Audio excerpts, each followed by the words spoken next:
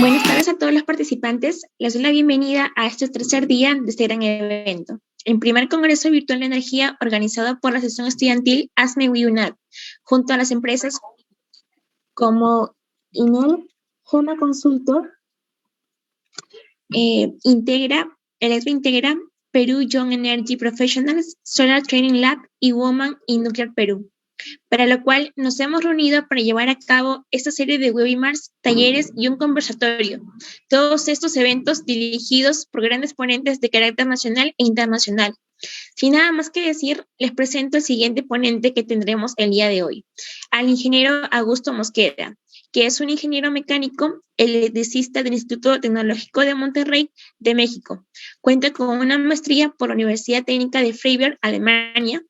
Laboró en la empresa EIB New Energy Group de Alemania. Actualmente es cofundador de Ecomadi México.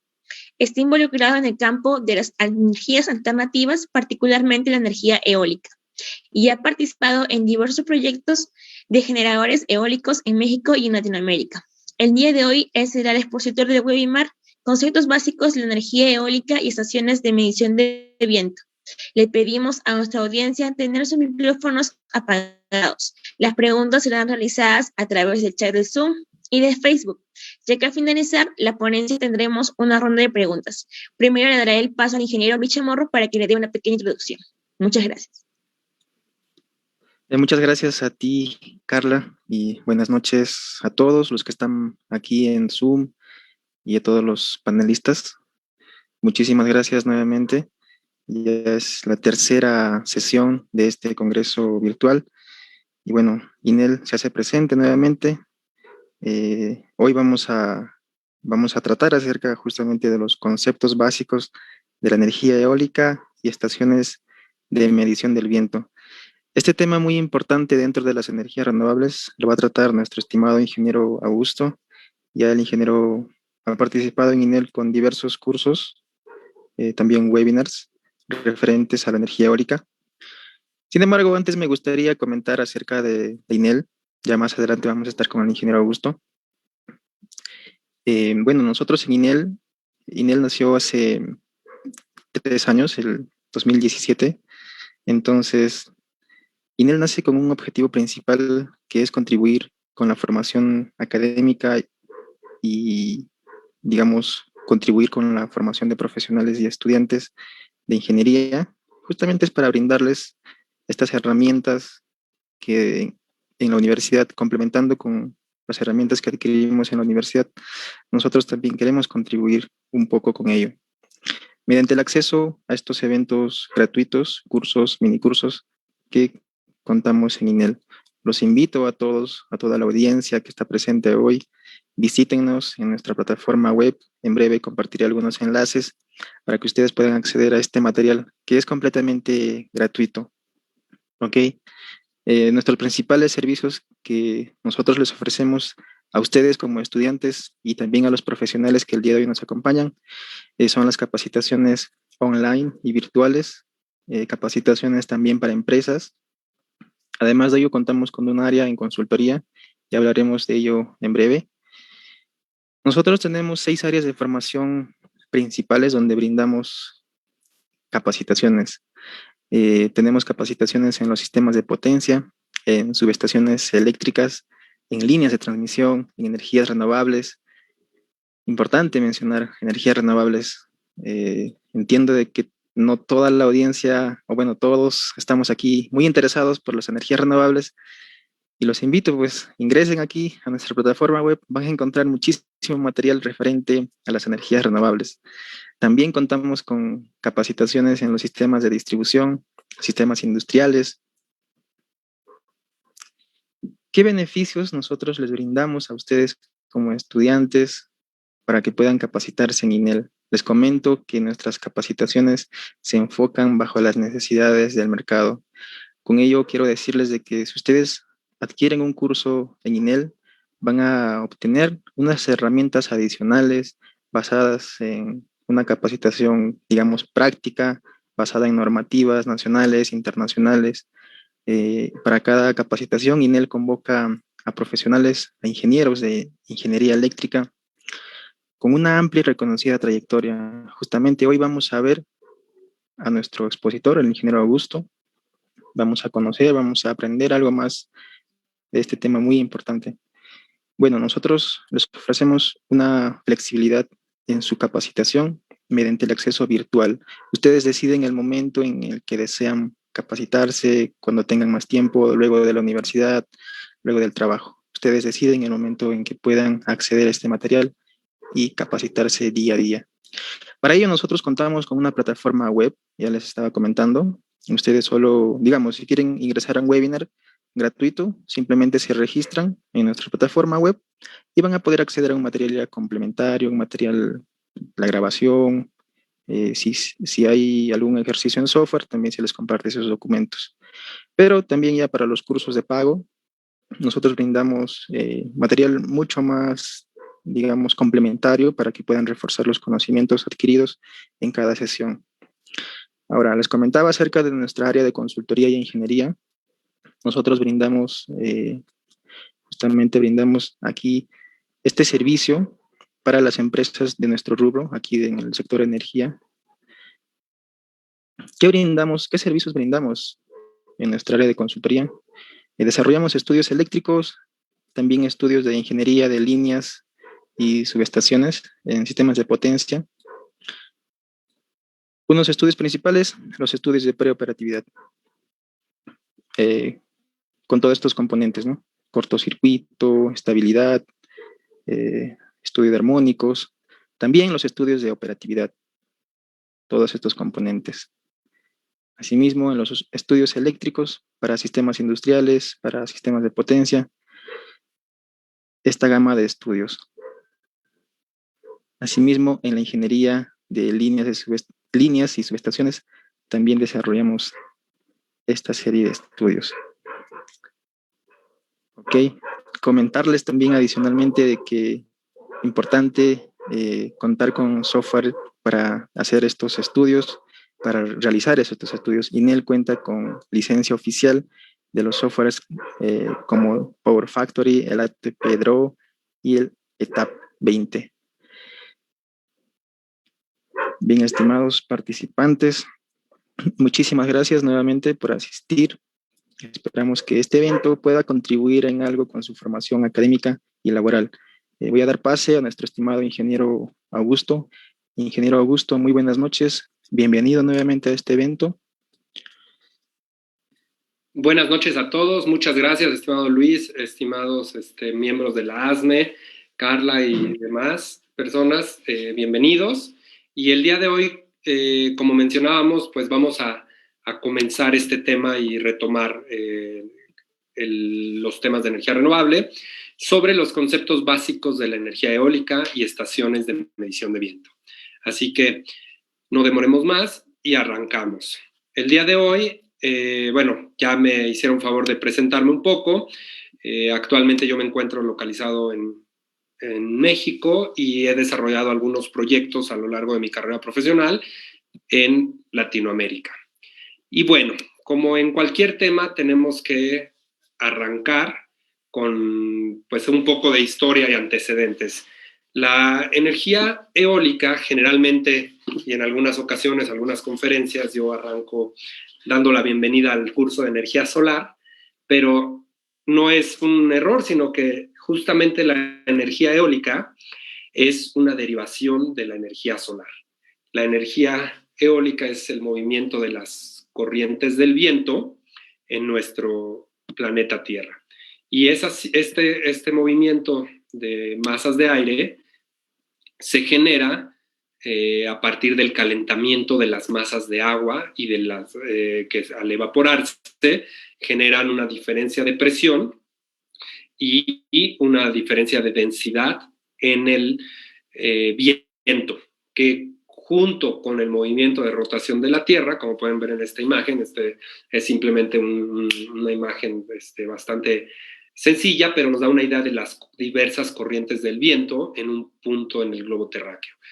Este movimiento, si ustedes se lo imaginan o se lo quisieran imaginar de una manera más sencilla, lo pueden ver en un globo aerostático. En un globo aerostático lo que hacemos es justamente calentar la masa del aire contenido dentro del globo y por la diferencia de densidad, el aire más liviano tiende a subir. Bueno, continuando un poco con esta historia y antecedentes, tenemos que, pues desde hace cientos de años, si no es que miles de años, ya se intentaba ocupar o aprovechar este movimiento de las masas de aire y tenemos expresiones desde la parte artística hasta la mecánica, donde justamente a nosotros lo que nos interesa pues es el aprovechamiento de esta energía contenida en una masa de aire en el que podemos generar movimiento o generar energía. Y justamente, un ejemplo muy clásico en la literatura es el órgano que utilizó Herón de Alejandría, donde con el viento lograba, así como se ve en este diagrama, energizar unos pistones de un órgano y generar ciertas notas musicales. Y no es hasta la Edad Media que realmente existe un aprovechamiento del viento a nivel, vamos a llamarlo preindustrial, pero por la cantidad de molinos de viento, pues se considera o se podría considerar una industria. En el periodo de 1200 a 1850 en Europa, simplemente se instalaron en diversos países una suma aproximada de 50,000 molinos. Estos molinos justamente permitían la molienda del grano y a su vez pues permitieron el desarrollo de varios pueblos y ciudades. Y si ustedes tienen a la mano una calculadora, es interesante dividir esos 50,000 molinos en este periodo de 650 años en el número de semanas. Nos da un número aproximado de 1.5 molinos construidos por semana. Y pues justamente esto nos habla del gran potencial que comenzamos a tener, ¿no? Eventualmente, pues con la llegada de la electricidad, ¿no? Esta parte de la carrera entre Edison y Nikola Tesla permitió el desarrollo también de convertir estos molinos de viento para molienda en turbinas eoloeléctricas. Este es uno de los nombres más comunes, o aerogeneradores eoloeléctricos. Y bueno, dentro de estos antecedentes es importante darnos cuenta cómo fue el desarrollo, porque justamente si en Europa ya teníamos los molinos para la molienda de granos, cuando los colonos europeos llegan a la costa este de Estados Unidos y empieza esa expansión hacia el oeste, hacia la costa oeste, pues pasan por zonas donde había muy buen recurso eólico, que hablaremos justamente de esto el día de hoy, cómo se mide el viento y cómo se especifica si el recurso eólico es bueno, mediano o malo, ¿no? Justamente una forma de aprovechar el viento en estos sitios, pues era a través del viento. Se hizo una modificación de los molinos, el conocimiento ya lo traían justamente holandeses, ingleses, alemanes, para la extracción de agua. Es decir, estos tanques, este tanque que vemos del lado derecho, así como este aeromotor, o también se le llama aerobomba, justamente a través del movimiento circular extraído de una masa de aire, permitía la diferencia de presiones en un pistón. Este pistón, en un movimiento lineal, permite la extracción de agua. Y esto, pues, a su vez permite el desarrollo de esta zona de Estados Unidos y a nivel mundial, porque no solamente se vendían en Estados Unidos, sino que incluso en alguno de nuestros países, alguna vez, probablemente algunos de ustedes han visto este tipo de molinos. Yo le llamo, se le sigue llamando molinos, porque justamente venían de la tecnología de la molienda. Y este tipo de aerobombas, pues las podemos encontrar sobre todo en zonas rurales.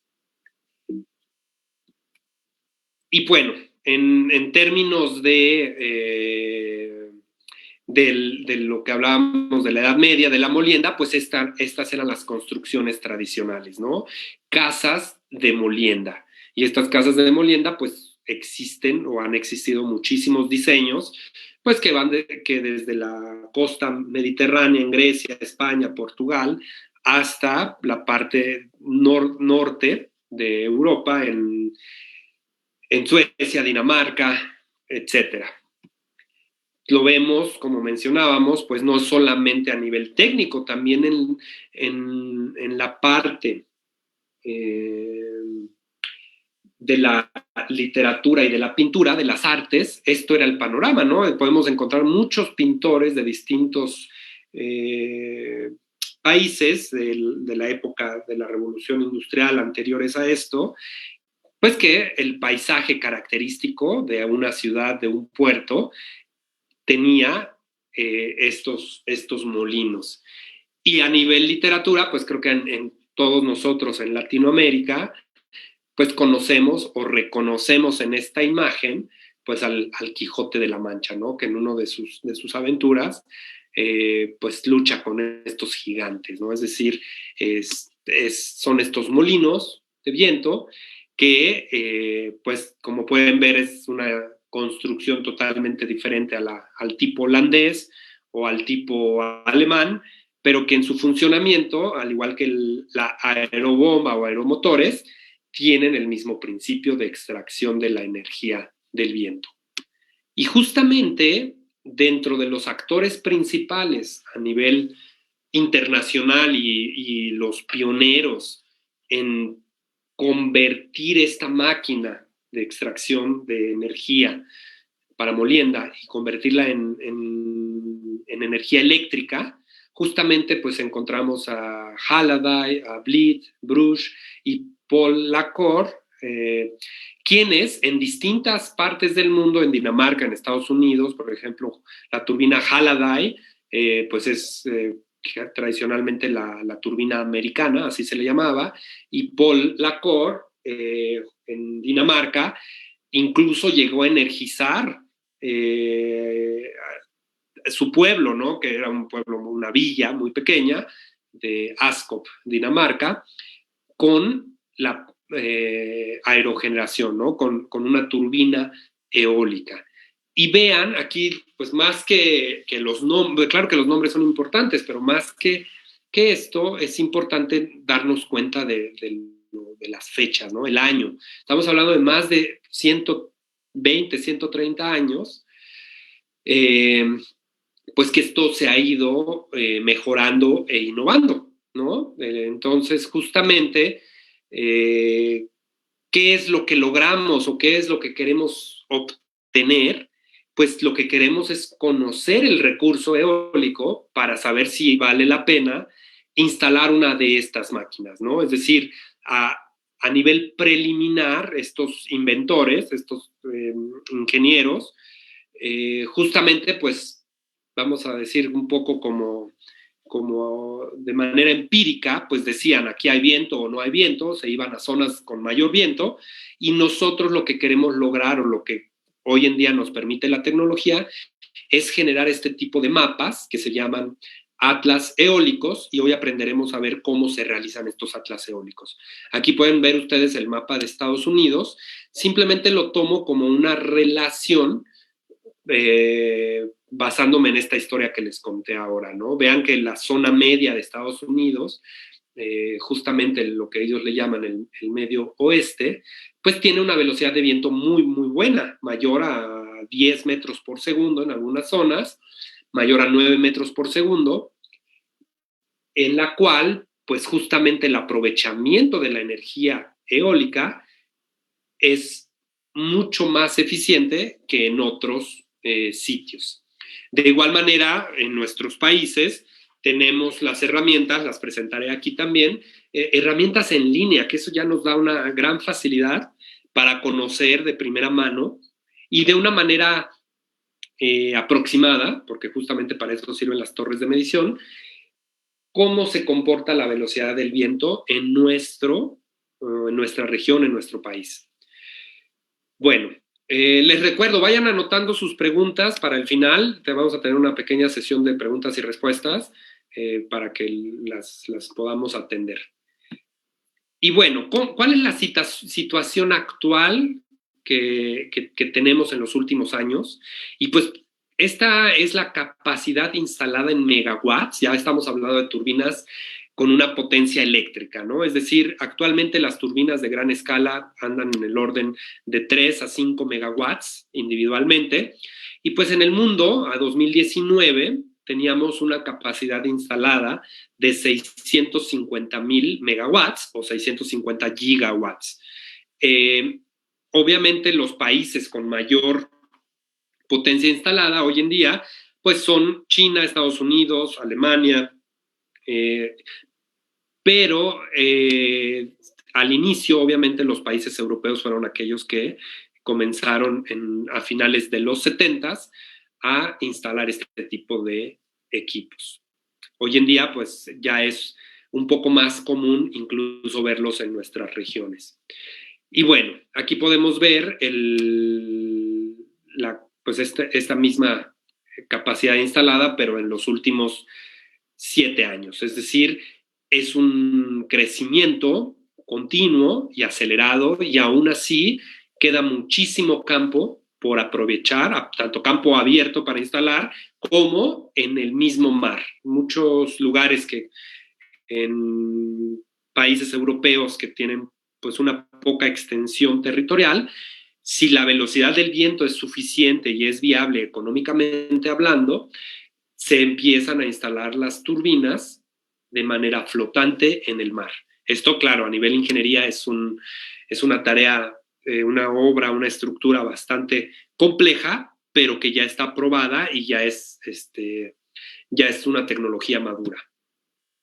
Si lo dividimos por continentes, pues vean que pues prácticamente Asia nos lleva a la delantera, y no solamente pues porque sea Asia, sino porque dentro de Asia más de la mitad de esos 261 gigawatts pues se los lleva China.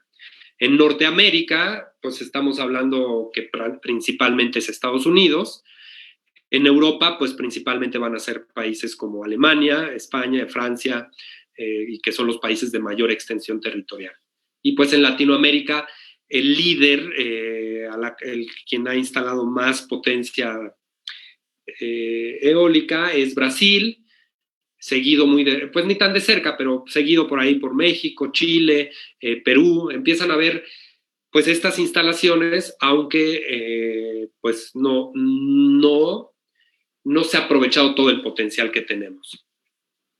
Y bueno, ya habiendo visto un poco el panorama de la historia y antecedentes de la energía eólica, ahora sí voy a entrar un poco y vamos a entrar en detalles de los conceptos técnicos. Estas bases técnicas, pues, que son muy necesarias para poder entender el funcionamiento de una turbina eólica.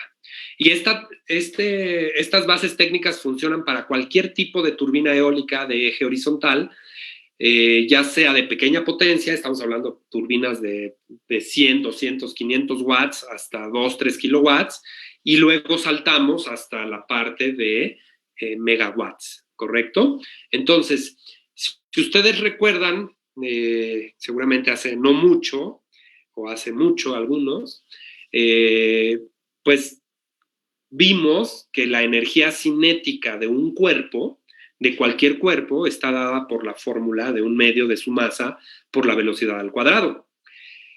Esta formulación, esta ecuación, pues es una ley, ¿no? Es decir, cualquier masa en movimiento contiene una energía cinética y cualquier masa en reposo contiene una energía potencial.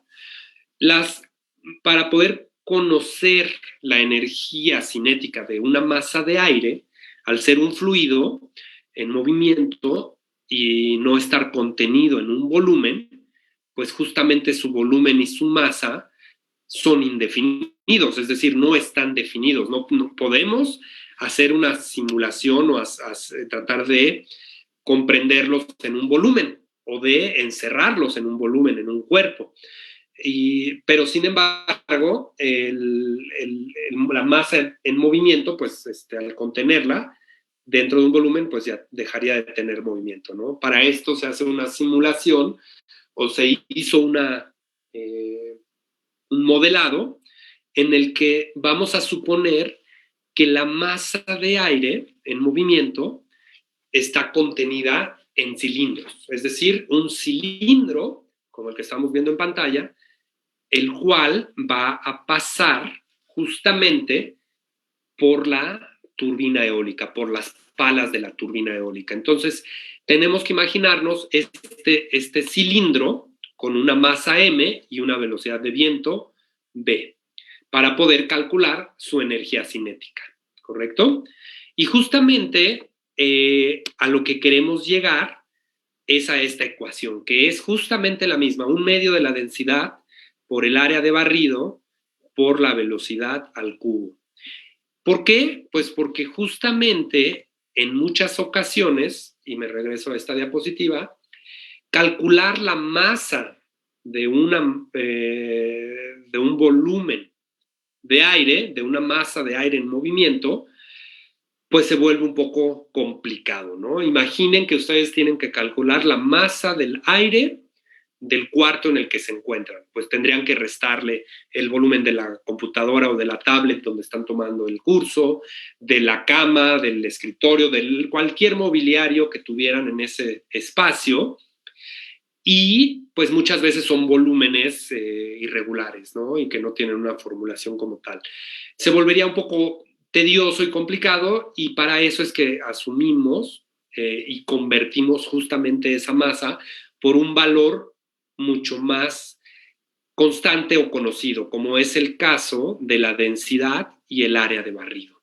Vamos aquí a deducir cómo, pues más que saltar, cómo llegamos de un medio de la masa por la velocidad al cuadrado a un medio de la densidad por el área de barrido por la velocidad al cubo. Así que vamos a ir deduciendo, y con fórmulas muy, muy sencillas, esta fórmula, ¿no? Recordemos que la masa es una relación, ¿no? Que podemos asociarla a la densidad del fluido y al volumen. Recordemos que la densidad es la masa sobre el volumen. Si de ahí despejamos la masa, obtenemos pues simplemente ρ por el volumen, ¿no? Densidad por volumen. La densidad del aire sí cambia, es distinta a nivel del mar, en la montaña, en distintas zonas geográficas del mundo. Sin embargo, ese cambio es muy pequeño y depende de muchos factores, ¿no? Entonces, para efectos prácticos, nosotros podemos considerar que esa densidad es constante. Ese valor de la densidad del aire, muchas veces hasta incluso en algunos modelos matemáticos lo consideran como 1, aunque el número real es 1.22 kilogramos por metro cúbico. Es decir, que si ustedes tuvieran un contenedor de 1 metro cúbico, restando el peso del material de ese metro cúbico, pesaría el aire 1.22 kilogramos. Es decir, es una densidad pues relativamente baja, si lo comparamos con algo tan común como es el agua, la cual es 1000, ¿no? 1000 kilogramos sobre metro cúbico. Y justamente si aplicamos este despeje de que la masa es densidad por volumen y lo tomamos en la primera ecuación de un medio de la masa por la velocidad al cuadrado, obtenemos un medio de la densidad por el volumen del cilindro que estamos considerando por la velocidad al cuadrado. Y aquí es donde vamos a poner un poquito más de atención. ¿Por qué? Porque ese volumen del cilindro tiene un movimiento, tiene una rapidez que depende de la velocidad a la que está soplando el viento. Ese cilindro no permanece de manera fija o estática al frente de la turbina, sino que va a pasar por ella. Y esa velocidad, pues tenemos que asociarla con alguna de las fórmulas que conocemos. Y justamente aquí vamos a definir y retomar un poquito de geometría básica. El volumen de un cilindro va a ser la longitud del cilindro por el área transversal. Esa área transversal nosotros la vamos a llamar área de barrido. ¿Por qué es área de barrido? Imaginen que esta turbina, estas palas de la turbina, están ya girando a una velocidad y ese giro va a describir un círculo. Y vamos a llamarle barrido porque es como si una pala estuviera barriendo ese círculo. Entonces, el volumen de ese cilindro va a ser, de acuerdo a estas letras, A por L. Y A por L vamos a relacionar el volumen, ¿no? Que es A por L, es bastante sencillo, con la razón de paso del cilindro por la turbina. Esto tiene que ver con la velocidad. Y si nosotros recordamos nuestra fórmula de la velocidad, es distancia sobre tiempo. Esta es una fórmula también muy, muy sencilla, muy básica. Y si lo asociamos a este diagrama, ¿qué distancia es la que está recorriendo el cilindro? Pues es la distancia L, la longitud del cilindro. Si sustituyo distancia sobre tiempo, podría obtener el valor o la fórmula que tengo en la parte inferior derecha, donde yo puedo decir que la velocidad del cilindro es igual a la longitud sobre el tiempo. Y si yo despejo la longitud, puedo decir que es igual a la velocidad por el tiempo.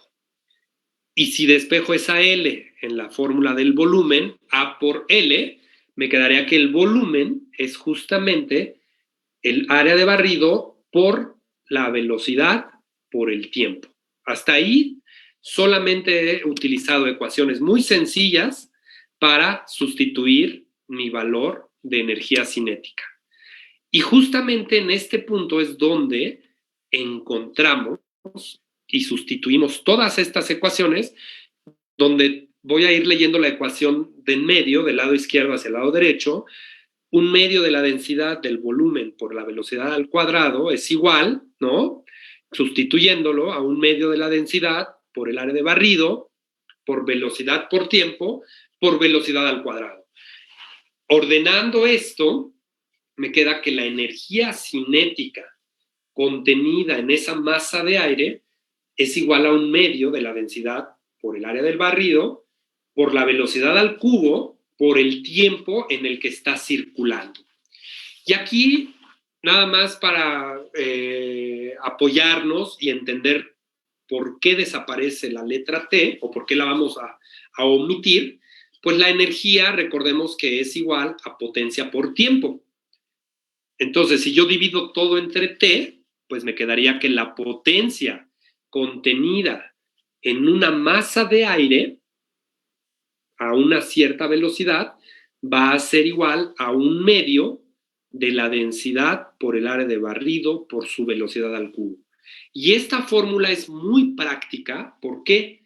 Porque me permite conocer la potencia que está contenida en una masa de aire sin importar las condiciones o sin conocer la masa del aire y sin conocer, por ejemplo, la longitud del cilindro ni el tiempo en el que está soplando, simplemente conociendo la longitud de la pala y la velocidad del viento. Y con esta fórmula podemos observar pues, que el factor determinante y más importante es la velocidad al cubo, porque si yo duplico la velocidad de 2 metros por segundo elevado al cubo, pues me da 8, ¿no? Y si duplico la velocidad, 4 al cubo me da 64. ¿Qué quiere decir? Que al duplicar la velocidad de viento, incremento en 8 veces la potencia por la relación cúbica que existe. No es así con el área de barrido, que si yo duplico el área de barrido, pues solamente voy a duplicar la potencia. Es decir, que la velocidad del viento es justamente el factor crucial y más importante, lo cual tiene sentido. Si estamos hablando de energía eólica, es la velocidad quien va a regir nuestra producción de energía. Y para verlo de una manera mucho más realista, justamente voy a poner aquí un ejemplo y vamos a mostrar algunas curvas de las turbinas y datos reales. Por ejemplo, supongan que la longitud de una pala, estamos hablando de un aerogenerador de gran escala, es de 55 metros. Si yo calculo el área de barrido, pues va a ser pi por radio al cuadrado, es decir, la longitud de la pala al cuadrado por pi me va a dar mi área de barrido por una densidad de 1.225 kilogramos sobre metro cúbico por 3 al cubo, ¿no? Que es 27. Y me va a dar una potencia, es decir, esta potencia contenida en el viento de 157,000 watts. Es decir, esta masa de aire, este cilindro trae 157,000 watts, lo cual es una potencia enorme. Y vamos a ver si realmente podemos aprovechar o no esta potencia. Bueno, ahora vamos a ver durante cuánto tiempo está soplando el aire, ¿no? Porque el viento, como ustedes se imaginarán, y lo vamos a ver en las estaciones de medición, pues no es constante. En unos momentos, vamos a suponer, media hora sopla del sureste a una cierta velocidad, más tarde sopla del norte a otra velocidad, y así va cambiando dependiendo también la época del año. Recuerden que les mencionaba que la energía es igual a la potencia por el tiempo. La potencia, pues, es de manera instantánea. Y teníamos una masa, en esa masa de aire, 157,000 watts, y si suponemos que durante 2 horas ese viento está soplando de manera constante, aquí yo puse una velocidad de 3 metros por segundo, ¿no? 3 metros por segundo, 2 horas continuas, voy a poder producir una energía de 314,000 watts hora. ¿Ok? Esos watts hora puede ser que si el viento en un día entero sopló nada más 2 horas, pues serían 314,000 watts hora en un día. Si esas 2 horas fueron, vamos a suponer, en un lugar de poco viento, en una semana, pues esa producción fue en una semana. Pero si fue 2 horas en un periodo más corto, pues es justamente eso, ¿no?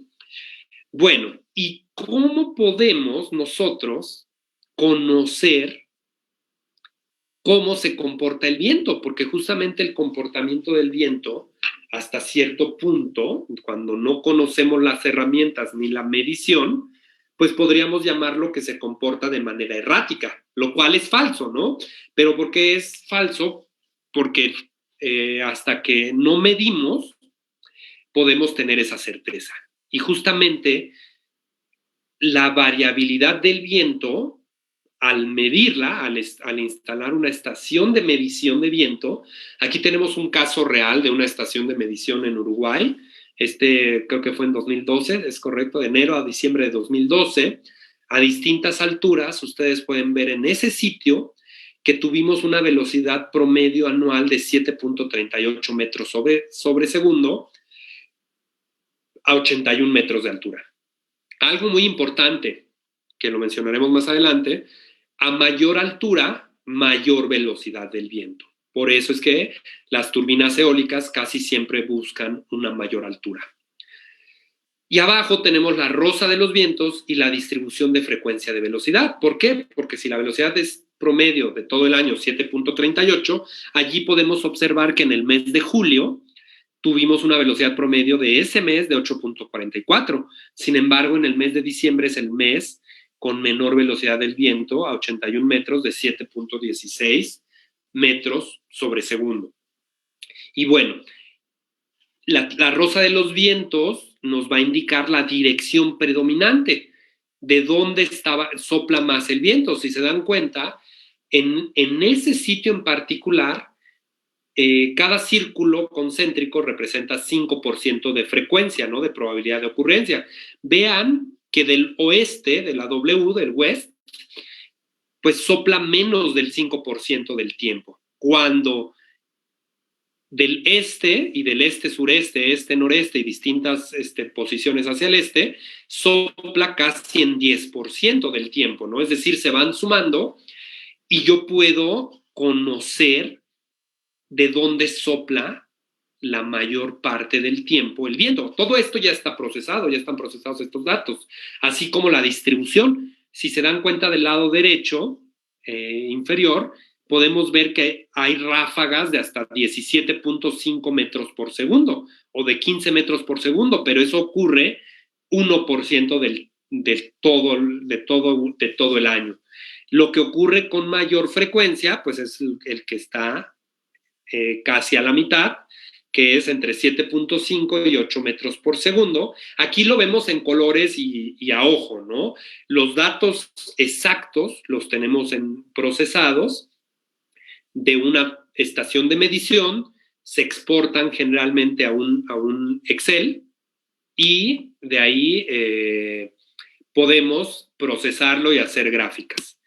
Pero bueno, regresemos un poquito a un tema muy importante. Ya que tenemos la medición del viento, en 1919, Albert Betz, un físico alemán, pues se planteó esta pregunta. Si la turbina o cualquier elemento que recibe una velocidad 1, aquí lo vamos a ver de derecha a izquierda, que recibe este cilindro, esta masa de aire a una cierta velocidad, y del lado trasero, ¿no? De la parte posterior de la turbina, yo sigo teniendo una velocidad de viento V2, obviamente la velocidad 2 es menor o mucho menor que la V1, es porque la turbina extrajo energía. ¿Qué energía está extrayendo? Pues un medio de la densidad por el área de barrido por velocidad al cubo. Y sus estudios demostraron que siempre va a existir una velocidad 2 en la parte posterior. ¿Por qué? Y esto es muy fácil de visualizar o imaginárnoslo. Si la velocidad 2 que tenemos del lado izquierdo fuera 0, pues quiere decir que la turbina extrajo el 100% de energía, ¿cierto? Y tendríamos una eficiencia del 100%, lo cual pues es imposible y es hasta un poco absurdo de creer, ¿no? Entonces, a través de las observaciones y de los experimentos que hizo Albert Betz, se dio cuenta que no importa el tipo de turbina, siempre va a existir una velocidad 2 a la salida. Y la relación de extracción de energía, el límite que podemos extraer, es del 59.3%. Y esto hasta la fecha, es decir, ya tiene más de 100 años, en 1919, quiere decir que y me voy a regresar un segundo al ejercicio que hicimos, de estos 157,000 watts que están contenidos en la masa de aire, ninguna turbina eólica va a poder extraer más del 59.3%. Esta es la ley de Betz. Ya es una ley y está demostrada, y hasta que pues o descubran una nueva tecnología para tanto más eficiente como que sea capaz de absorber más energía de la que está contenida en el viento, la ley de Betz pues seguirá vigente, ¿no? Entonces, justamente pues de esos 157,000 por 59.3%, pues vamos a obtener probablemente 100,000 watts o menos, ¿no? Y veamos el caso de una turbina real, ¿no? Para entrar un poquito en el tema de la ley de Betz y la eficiencia de las turbinas eólicas. Por ejemplo, Vestas es una empresa de Dinamarca, una de las líderes de los top 3 de fabricantes de turbinas de gran escala, de 2 megawatts. El diámetro de la turbina es de 110 metros, tiene un área de barrido de 9,503 metros cuadrados y una velocidad nominal. ¿Qué quiere decir la velocidad nominal? Por eso está puesta en otro color, para aclararlo un poco.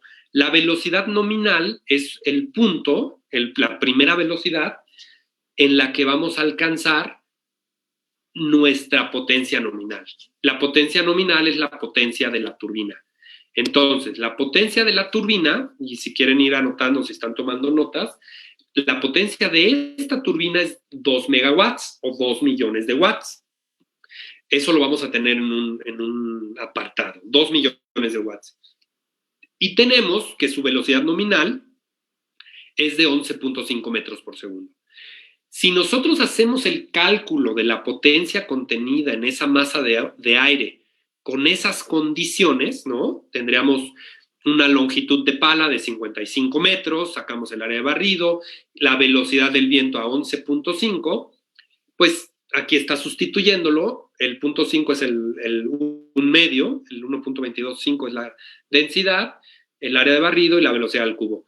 Obtenemos que la masa de aire contenida en ese cilindro trae 8.800.000 watts. Estoy redondeando los números, ¿no? Ustedes lo pueden ver ahí el número exacto. 8.800.000 watts. Perfecto. Es una cantidad brutal de energía, ¿no? De potencia que está contenida. Pero, desafortunadamente, de esos 8.852.000 watts, solamente nuestra turbina, como máxima potencia que va a poder generar, ¿no? O va a llegar a su potencia nominal, a su potencia máxima, es 2 millones de watts. Si calculamos la eficiencia de esa turbina, la eficiencia es la potencia real entre la potencia contenida en la masa de aire. Entonces obtenemos 2 millones entre ese valor de 8.852.000, nos da una eficiencia de la turbina de 22.5%.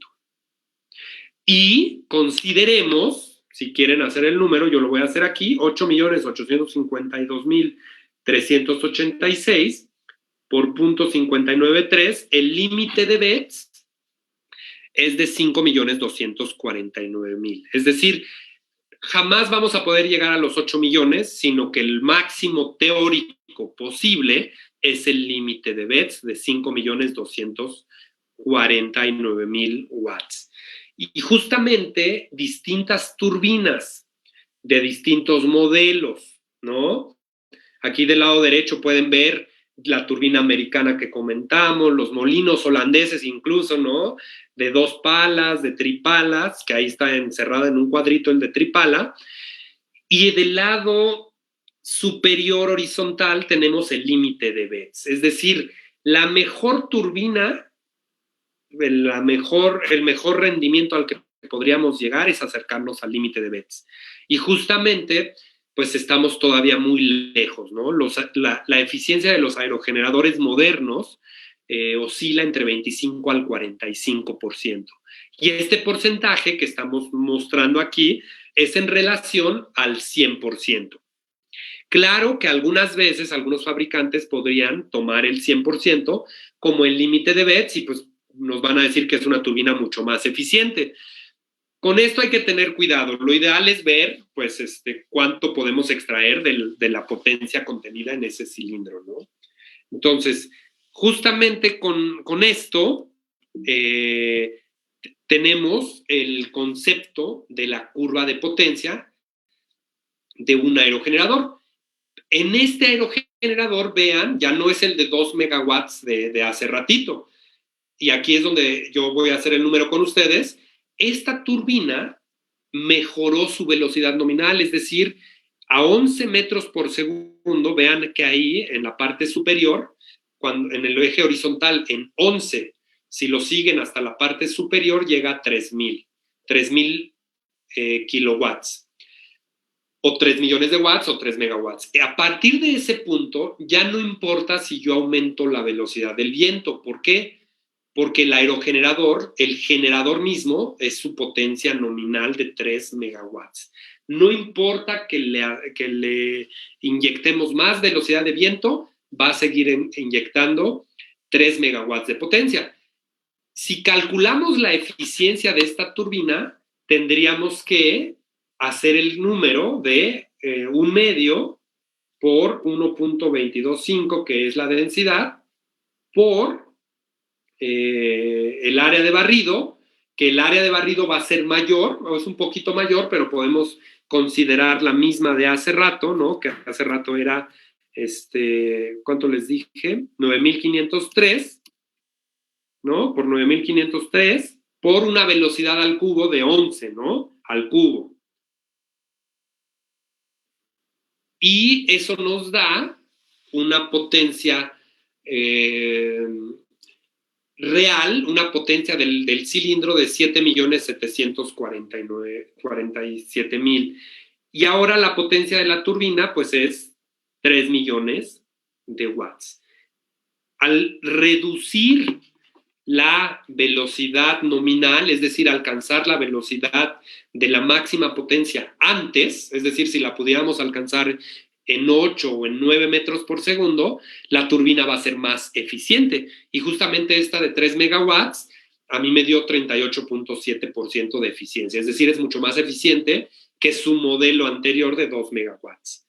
Y así tenemos otras turbinas donde, por ejemplo, está Enercon, que esta es una marca alemana, pues va a ser mucho más ineficiente porque su velocidad nominal es mucho mayor, 12 metros por segundo, y su potencia nominal es de 2 megawatts o 2.000 kilowatts.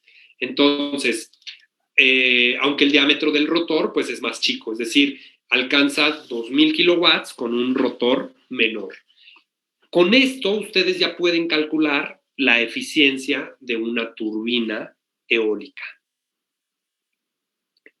Y como lo comentábamos hace rato, está bien, conocemos la potencia de la turbina eólica, pero sabemos que la variabilidad del viento es un problema. Aquí tenemos, es un ejercicio muy sencillo, son números, nada más que están ahí para mostrar el concepto. Las estaciones de medición del viento se pueden configurar para que mida el viento cada minuto, cada 5, cada 10 minutos, como es el ejemplo de aquí, y cada 10 minutos, por ejemplo, me va a dar la velocidad promedio. Entonces me dice que a los primeros 10 minutos del día, de la medianoche a la medianoche y 10 minutos, tuve 6 metros por segundo, a una altura de 81 metros, y tengo una potencia de tanto, ¿no? De tantos watts. Multiplicado por el tiempo, que son 10 minutos, convertido en horas, pues me va a dar una cantidad en watts hora. Y estas mediciones de viento al final de un día, de un año, de una temporada, me va a poder decir cuánta energía va a generar una turbina, pero dense cuenta de la variabilidad. Puede ser que de 6 sube a 7.2, luego 0, 4.3, etcétera. Y si hiciéramos la contabilidad de cuántos datos tengo en un año, pues son cientos de miles. Entonces necesitamos conocer y utilizar herramientas que nos faciliten la creación de las curvas de velocidad del viento, ¿no? Y justamente estas curvas de velocidad de viento, viéndolos traducido en algo más visual y más fácil de entender, son los atlas eólicos. Y los atlas eólicos, como les mencionaba, son herramientas visuales que nos van a permitir identificar las zonas con buen potencial eólico. Este es un atlas eólico mundial a una altura de 80 metros de altura, ¿no? Y si se pueden dar cuenta, pues ahí rápidamente, en los colores más azulados, más verdes, pues no hay buen viento, ¿no? Son velocidades bajas, entre 3 y 5 metros por segundo. Los puntos rojos más oscuros son velocidades de viento mayores a 9 metros por segundo. Y si se dan cuenta, pues Groenlandia, la zona central de Estados Unidos, la Patagonia chilena y argentina, zonas de Centroamérica, la costa ahí parece del norte de Colombia y Venezuela, algunas zonas de Perú, el nordeste brasileiro, y algunas zonas costeras de África, en Asia, en Reino Unido, ¿no? En Inglaterra, en Islandia, pues hay velocidades de viento muy altas. Y estos atlas eólicos, pues tenemos algunas herramientas, como el Global Wind Atlas, que nos permiten visualizar de manera puntual, con coordenadas, cuál es la velocidad promedio a una cierta altura. Otro es el IRENA. El IRENA es la IRENA es la Agencia Internacional de Energías Renovables, ¿no? Es como, yo siempre hago este ejemplo y no sé si está bien, es como la ONU de las energías renovables. Y bueno, hay mapas no solamente de viento, también hay de otras tecnologías de energías renovables. Entonces, los invito a que busquen esta información, estos atlas, para que ustedes vayan familiarizándose con la información de la energía eólica en sus comunidades o en sus regiones. Pero todo esto que estamos viendo en colores y de manera muy, muy, muy bonita, muy detallada, muy fácil, tiene un trabajo de mucha gente, mucha ingeniería, mucho trabajo de campo, que justamente es lo que les voy a mostrar. Toda esta información viene de las estaciones o campaña de medición. Una campaña de medición es justamente la instalación de equipo profesional para medir el viento. Todos hemos visto, a lo mejor, por lo que entiendo que son estudiantes de ingeniería, la gran mayoría, pues hemos visto equipo para medir temperatura, presión, humedad, a veces hasta veletas o anemómetros para medir el viento, pero pues es hasta cierto punto amateur, ¿no? Es decir, es más estudiantil a nivel académico. De manera profesional necesitamos equipos calibrados y certificados, pues para que las velocidades de medición, o velocidades medidas, puedan ser utilizadas por desarrolladores de parques eólicos o desarrolladores, en este caso, de ingenieros en energías renovables para la instalación de turbinas eólicas en pequeña escala también. Y podemos ver aquí que justamente tenemos 4 anemómetros, uno a 21,3 metros de altura, ubicado hacia el sur, otro 55 metros de altura, 2 a 55, uno hacia el sur y otro al este, otro a 72,3. Y lo que les mencionaba, a mayor altura es mayor la velocidad del viento. Estas son mediciones también de un año de otra estación meteorológica y justamente vemos que el comportamiento a distintas alturas es exactamente igual, las curvas son casi iguales. ¿Por qué? Porque el viento se comporta de manera constante y además es repetitiva año con año. Entonces, lo que queremos hacer o lo que necesitamos hacer es medir el viento al menos durante un año y después se va a corroborar y a correlacionar esas velocidades de viento con estaciones de medición cercanas para determinar si ese año no fue un año atípico. Tal vez medí valores de un año con menos viento o de un año con más viento.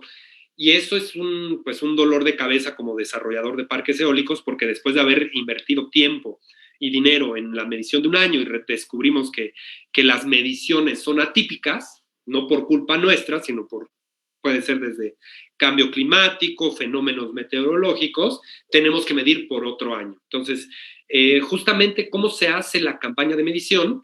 Pues la campaña de medición es la instalación de equipos como anemómetros y veletas, principalmente, así como sensores de temperatura, presión y humedad. Recuerden que la fórmula sencilla considera la densidad del aire, ¿no? Y claro que esa densidad varía a lo largo del año, en época de calor, en época de frío, dependiendo si es un lugar más, vamos a llamarle, andino, ¿no? Las temperaturas pueden llegar a ser muy bajas y la densidad del viento es mayor en zonas frías. Bueno, la campaña de medición se puede instalar en distintos tipos de torres. El que estamos mostrando aquí en la foto es justamente una torre que le llamamos reticulada, que son distintos tramos, generalmente cada color. En esta foto pues lo juntaron, pero cada color es un tramo de 3 metros, aquí juntaron 2 del mismo color, entonces son tramos de 6 metros. Esta es una foto de una estación de medición de 81 metros de altura, si no mal recuerdo, y tenemos anemómetros, veletas, distintos equipos pues para poder medir la velocidad del viento, la temperatura, la humedad relativa, la presión, dirección del viento, ¿no? Y esto tenemos que hacerlo al menos en 3 alturas distintas. ¿Por qué? 2 a 3 alturas distintas. Yo hoy en día ya recomiendo 3, porque ya generalmente las torres de medición ya se elevan hasta 140 metros de altura. Entonces, pues para poder crear lo que se llama un perfil de la velocidad del viento. Y vamos a ver algunos de los estándares relacionados con la medición del viento, porque si yo quiero medir el viento para que sea validado por una institución y pueda ser utilizado en un parque eólico, las mediciones tienen que estar validadas y certificadas. Para poder certificarlas, tengo que haber cumplido el estándar de medición de viento. No es solo un estándar de medición de viento, el apartado 12, la parte 12, el capítulo 12, habla sobre la medición. Este estándar, la IS 61412.1, este ya es un extracto de la 2005, pero sigue siendo igual. Cambian algunos parámetros menores, nos especifica cómo debe de ser o cuál debe de ser la distancia entre los equipos para que no generen turbulencia entre ellos mismos y que las mediciones sean fehacientes, ¿no? Que sean fiables, que sean confiables. Es decir, ahí les dice un mínimo y un máximo, ¿no? De a qué separación tienen que estar los equipos.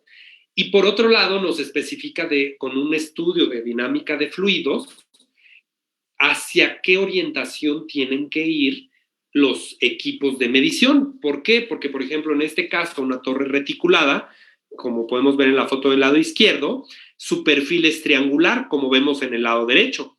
Y su cara frontal, aunque los 3 lados son iguales, una de las 3 caras tiene que apuntar a la dirección predominante del viento. La dirección predominante del viento la podemos conocer a partir de otras herramientas como los atlas eólicos, y los números que vemos ahí, el 0,96, 1,02, 1,01, son porcentajes. Yo tengo que instalar mis equipos en las direcciones donde marca 1.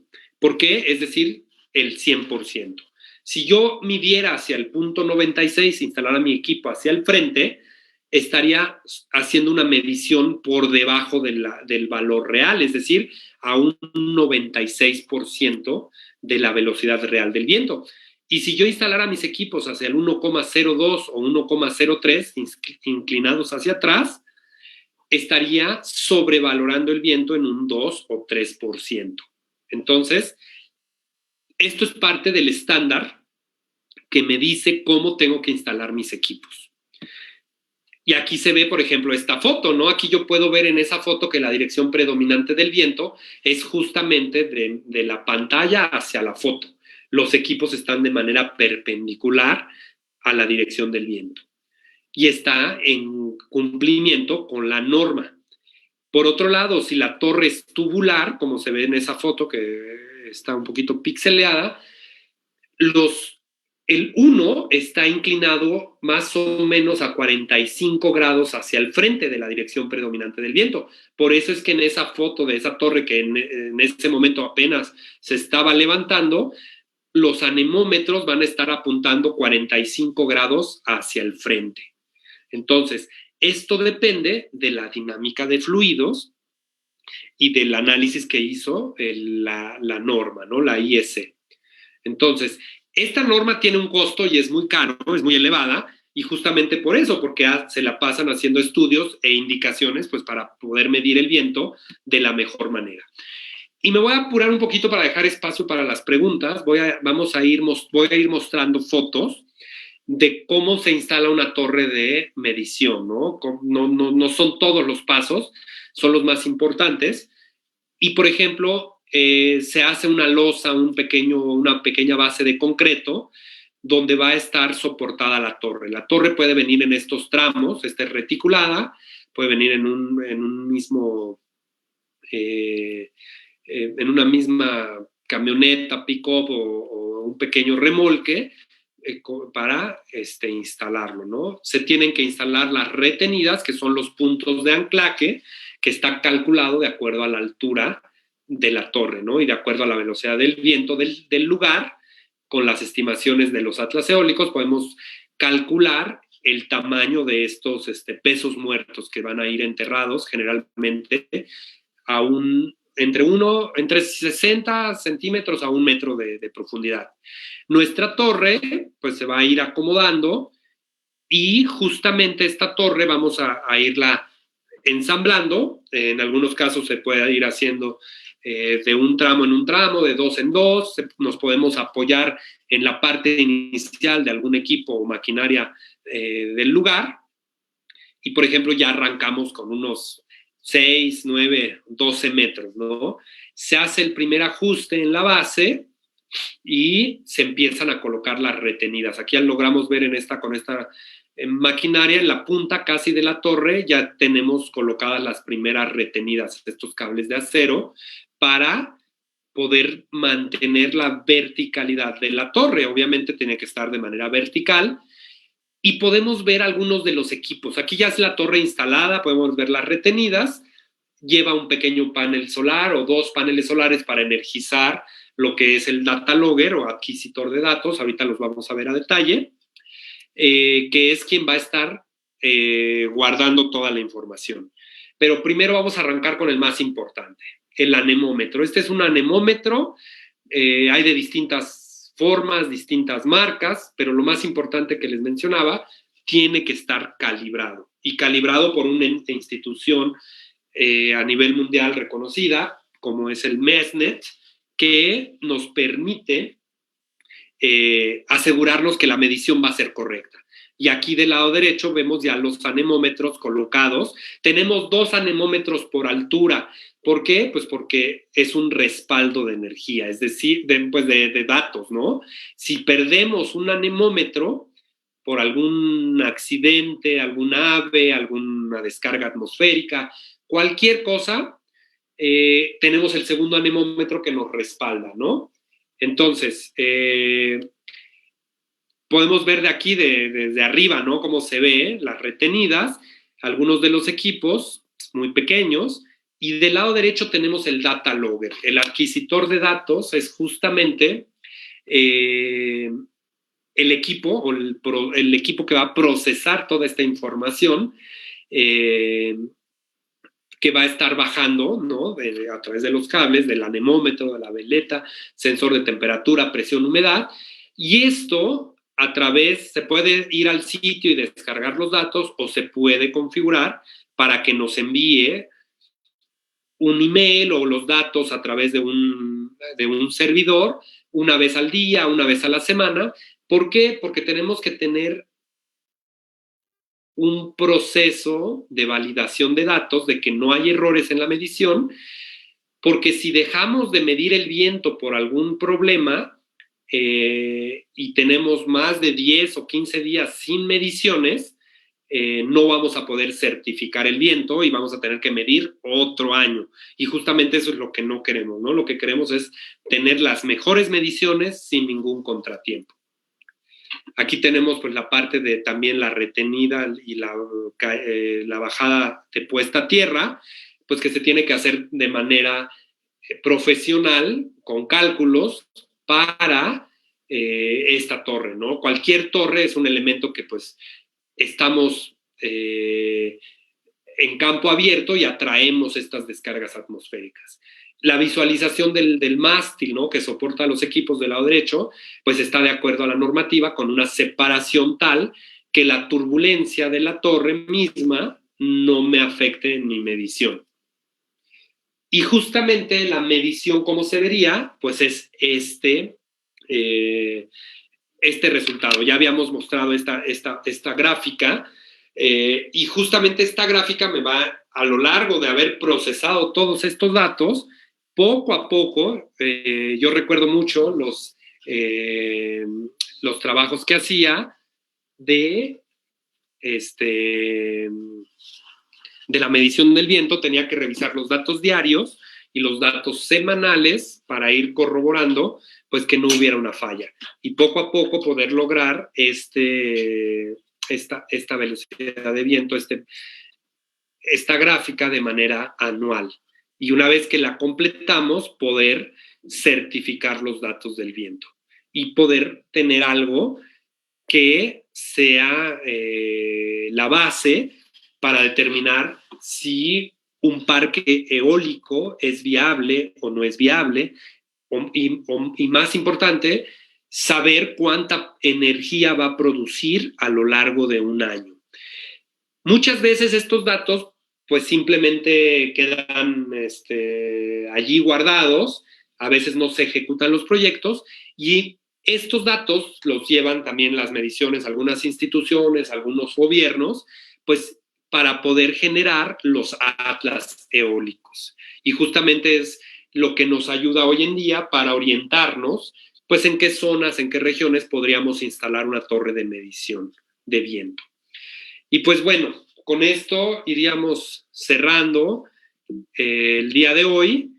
Y no me quedan pues más que agradecerles a todos y estoy disponible para leer sus preguntas y poder tomar estos últimos minutos. Sé que seguramente habrá bastantes preguntas, trataremos de contestar la mayor cantidad posible. Así que bueno, los leo o los escucho. No estoy seguro si me van a hacer favor de leerme las preguntas o las voy leyendo yo. Las vamos leyendo. Muchas gracias. Sí, perfecto, ingeniero. Ahora daré pase a lo que es la ronda de preguntas. La primera pregunta que tenemos es de Brenda Tapia. Pregunta: buenas noches, soy de Perú, soy estudiante de Ingeniería Mecánica Eléctrica. Pude averiguar que el sistema híbrido es algo más complejo por donde vivo.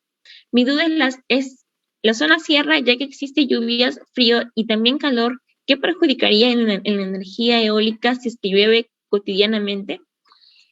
Muy bien, es una muy buena pregunta. Es decir, recordemos, pues ahora sí veamos que ya los fabricantes de turbinas, tanto en pequeña escala como en gran escala, pues ya llevan un buen camino recorrido y justamente estos equipos están hechos para estar a la intemperie durante 15 o 20 años, ¿no? Depende del fabricante, y no les afecta ni la lluvia, ni la intemperie, ni el calor. Claro que existe, por ejemplo, a nivel calor, ¿no? A nivel radiación solar hay una degradación por los rayos ultravioleta. A nivel frío, a nivel lluvia hay una degradación, pero no es inmediata, es a lo largo de 15, 20 años. Incluso en lugares muy, muy fríos, en Alemania, en Rusia, hay fabricantes de turbinas que dentro de las palas incluyen una resistencia eléctrica para que no se les pegue el hielo, para que no se hagan masas de hielo que pueda desbalancear las palas. Ok.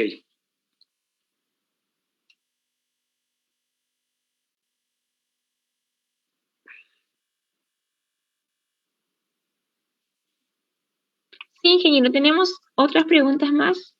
Por ejemplo, nos preguntan el señor Jorge Luis Paiva Barragas: ¿cómo sería una campaña de medición de vientos en la mini generación eólica? Muy bien, es una muy buena pregunta, y aquí esto, bueno, es algo que nosotros vemos en nuestro curso aquí en el INEL cuando tenemos la oportunidad de dar el curso completo. Justamente me voy a regresar a un atlas eólico. Justamente a pequeña escala no requerimos hacer una campaña de medición, porque ya tenemos estas herramientas de prospección que nos van a permitir conocer cómo se comporta el recurso eólico, y para mini generación eólica vamos a utilizar estos datos. Recordemos que los atlas eólicos confiables, aquí por ejemplo los 2 o 3 que les mostramos, pues son muy confiables, están respaldados por gobiernos, el Banco Mundial, etcétera, la IRENA, tomamos estos datos para calcular la producción de energía de una turbina de pequeña escala.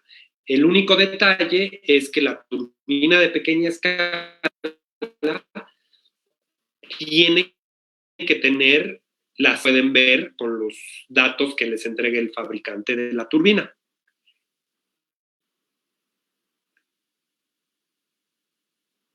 Gracias, ingeniero. Siguiente pregunta. Dani Joel Anaya Sánchez pregunta, ¿cuántos años de medición son necesarios para instalaciones residenciales y para centrales? ¿Cada cuánto tiempo se recomienda tener esas mediciones? Ok. No es es una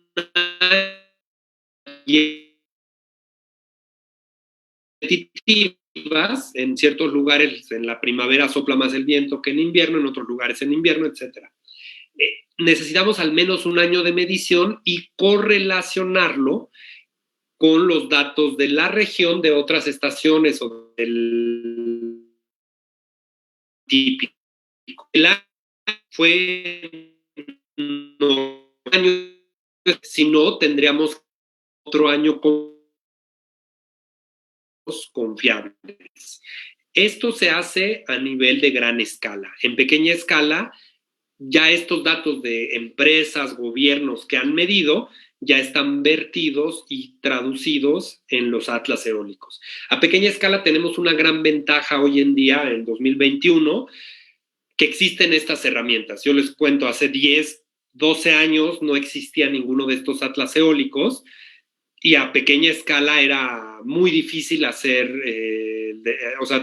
instalaciones de pequeña escala era muy difícil. Hoy en día creo que en nuestros países, en nuestras regiones, va a detonarse la microgeneración eólica. Gracias, ingeniero. Luis Rafael Cuevas pregunta, si podría repetir cuál sería la separación mínima y máxima entre equipos de medición según la norma. Ok, voy a poner esa diapositiva. Yo les puedo, este es el mínimo y máximo, ¿no? Nos dice que, por ejemplo, el mínimo son 0.75 metros de altura, ¿no? Por ejemplo, el anemómetro en la punta. Me tengo que separar, es decir, si mi torre mide 80 metros, poner en un mástil así como en U, tengo que alejarme 75 centímetros. Si me voy a alejar de la torre, el mínimo es 1.5 metros y el máximo 2.5, como el brazo. Este brazo, anemómetro, en el lado derecho, está a 1.5 metros de la torre para no generar su turbulencia. Si lo instalara hasta 2.5, no tengo ningún problema. ¿Ok? Entonces, pueden confiable en internet basándose en operaciones. ¿Ok? Siguiente pregunta.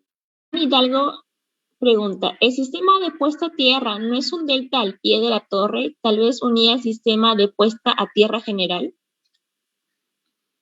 El sistema de puesta a tierra se calcula primero con base en el tipo de terreno, si es rocoso, si tiene más ciertos minerales, cierta conductividad, ¿no? Se miden los ohms de conductividad del terreno y puede ser un delta, pero no se puede, no, o sea, ya hay un sistema de puesta a tierra general que es ese registro, ¿no? Que vimos por ahí, déjenme mostrarles, pero se calcula, no es de manera general, se calcula de acuerdo al sitio.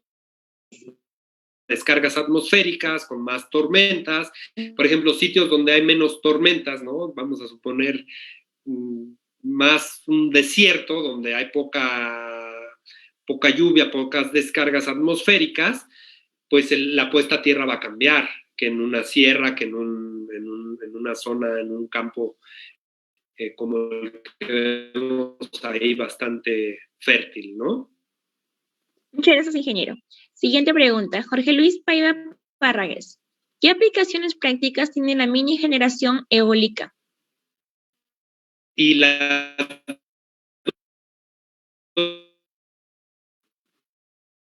es decir, en comercios o poder que va a ser de vuelta a la red eléctrica y los kilowatts hora que generamos la factura eléctrica o pueden ser vendidos a la red general de electricidad.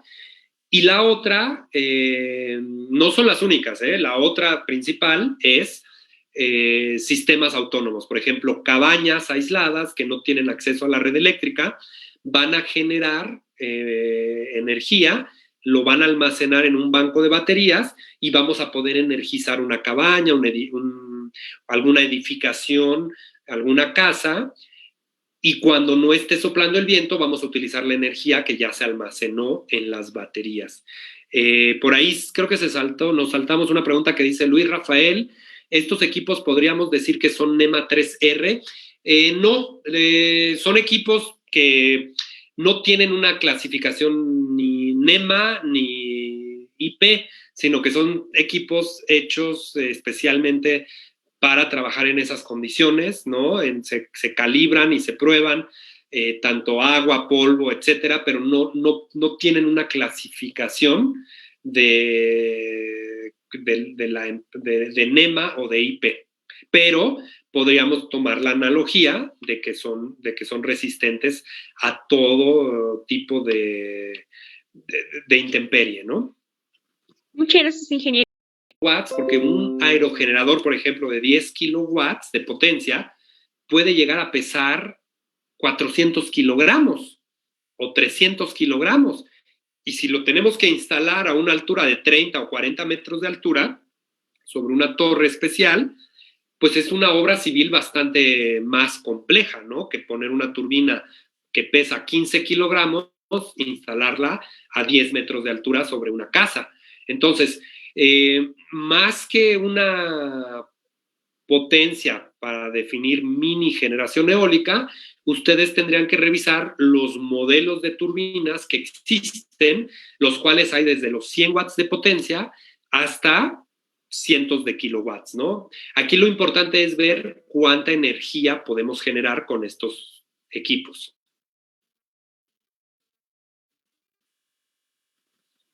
Muchas gracias, ingeniero. Siguiente pregunta por Giovanni Hidalgo. ¿Diseña para energizar cualquier lugar? Para la potencia total del parque eólico, como calculamos el número total y sus posiciones en el sitio para un lugar deseado, barrio residencial. Uy, a ver, porque 3, 4, vamos a ir una por una. ¿Se diseña para energizar cualquier lugar? No. El diseño va a depender.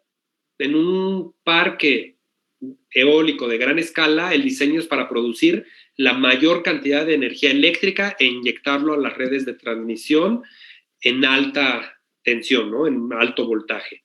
Y el gobierno o una empresa va a comprar toda esa energía. ¿Cómo calculamos el número total y sus posiciones en el sitio para un lugar deseado? Me imagino a la posición de las turbinas, pues tenemos que hacer primero la campaña de medición, tener el terreno delimitado del parque eólico con estudios topográficos y hacer un análisis en un software especial, que uno de los más importantes a nivel mundial es el WindPro, para poder posicionar las turbinas en donde van a producir más energía.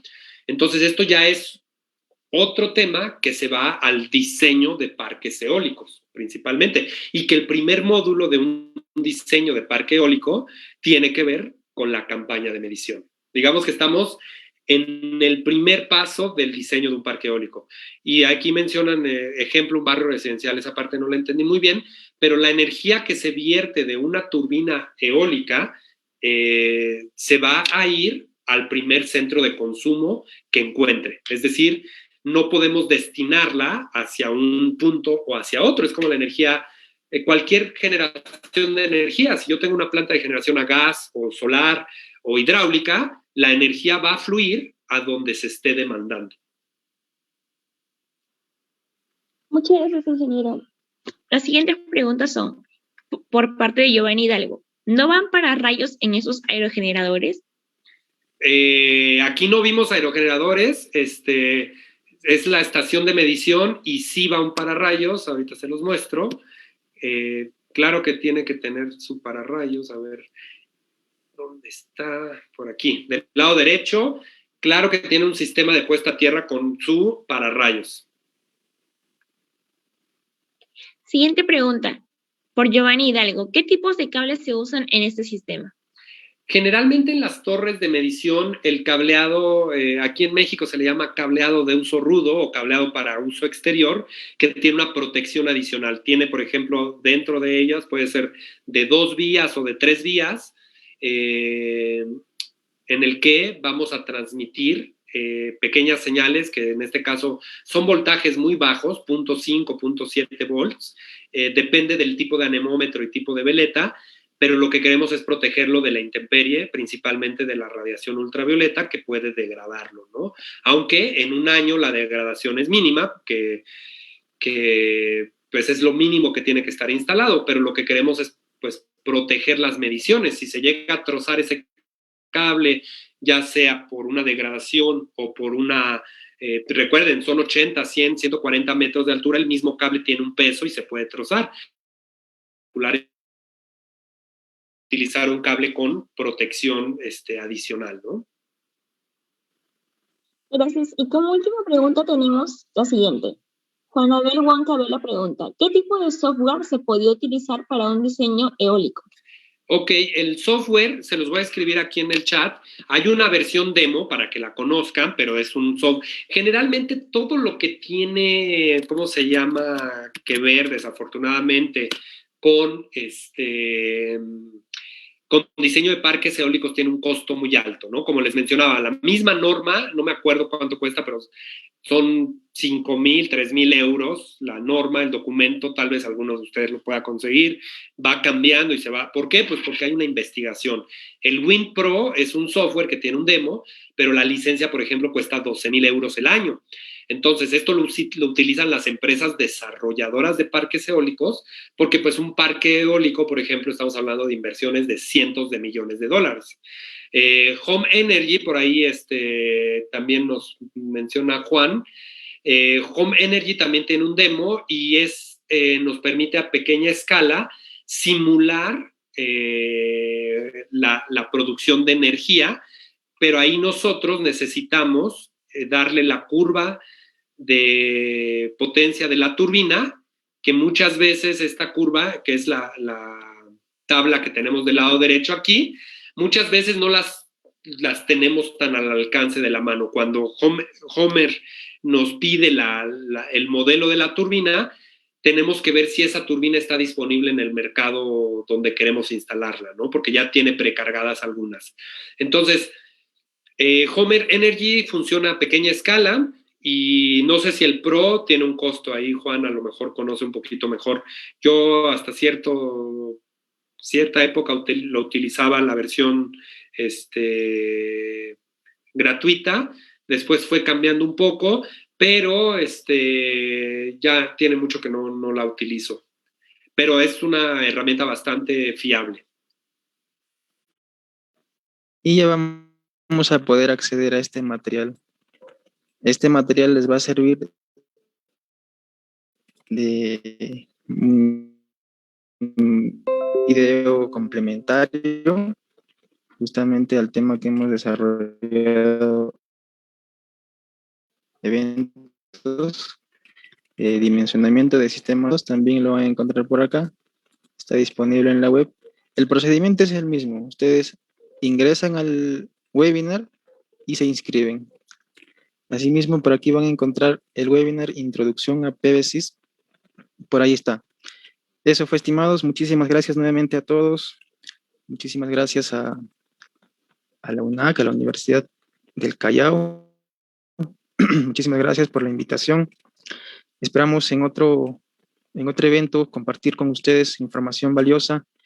Estamos ahí a la orden, siempre para apoyar con la capacitación de todos ustedes, estimados estudiantes y también profesionales. Muchísimas gracias, Dalia, Carla, ingeniero Augusto. Nos vemos en una próxima oportunidad. Muy buenas noches. Muchas gracias a todos, muchas gracias al INEL y a la universidad. Saludos y buenas noches. Muchas gracias, ingeniero Licha Morro, ingeniero Augusto Mosquea. Ha sido un gusto. Gracias a los participantes.